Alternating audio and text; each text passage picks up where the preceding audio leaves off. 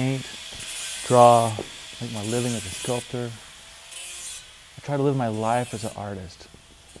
I had a teacher in college, Nozaka Shanki, great writer, playwright. And every time we would leave class, she would say, now remember, an artist never has a day off. I used to think that meant that meant you were working all the time. I mean, working physically.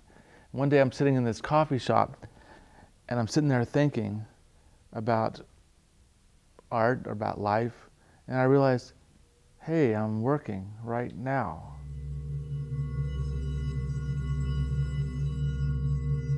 When I learned to draw, or when I was taught to draw, I was taught to stop thinking, to get your mind out of it. The mind, with its memory, wants to tell you, wants to name things. It wants to say, I know what a face looks like. I know what an apple looks like. I know what an object looks like. It wants to name what you're drawing. The trick is to go from your eye to your hand and not let the mind get involved. My sculpture is heavily influenced by drawing. Abstract expressionism, the whole action, the whole working quickly without trying to think too much. In fact, the whole idea is not to judge too much. I like to set up all my material so that it's ready and I can work really, really quickly, and then just make a decision fast about whether it works or not. Find the spot. This is where it goes next. Do it, and don't look back. When you're building sculpture quickly like this, there becomes this repetitiveness, a quickness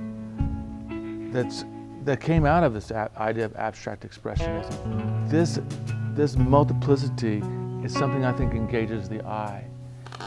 And if you engage the eye, then the mind is happy.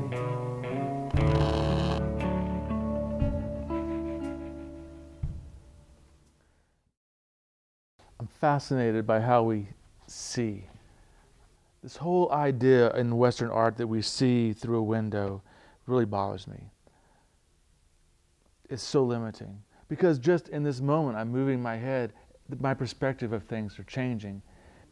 Lately, I've been working with steel tubing, and each one of these things represents a window that you can see through. But then the whole piece becomes deconstructed because there's multiple windows that you're seeing through. And as you see, there's a transparency that you can look through the piece and see to the opposite side. As you move around the piece, your viewpoint changes, and what you see in each window changes. Solids, the spaces, the light, the shadow, constantly moving. This is how we see as people. We live in this crazy, fast-paced world. It never stops. And so how do you stop? How, as an artist, do you stop? When I make my art, I'm trying to grab a hold of the mind and quiet it. And I do that by engaging the eye.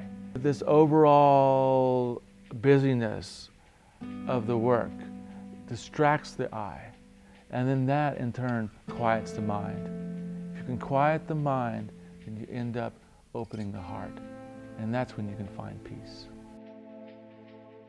I think it was Joseph Beuys that said that being an artist is being a human being.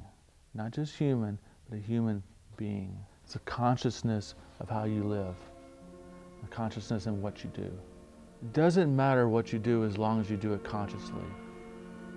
My way of doing it is being an artist. That's how I'm becoming a human being.